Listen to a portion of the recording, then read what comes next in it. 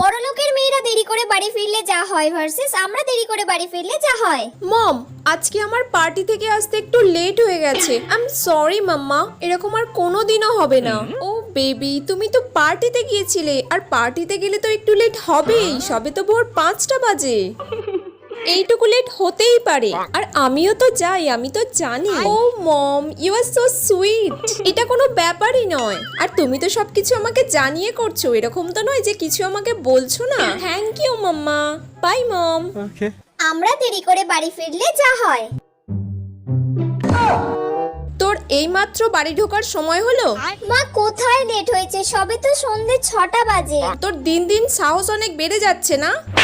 তোর পড়াশোনা আমি বন্ধ করে দেবো দেখ। আর খুব তাড়াতাড়ি তোর বিয়ের আমি ব্যবস্থা করছি। বিয়ে? এর মধ্যে বিয়ে কোথা দিয়ে চলে এলো? তোর ব্যবস্থা তো আমি নিচ্ছি, ওয়েট কর।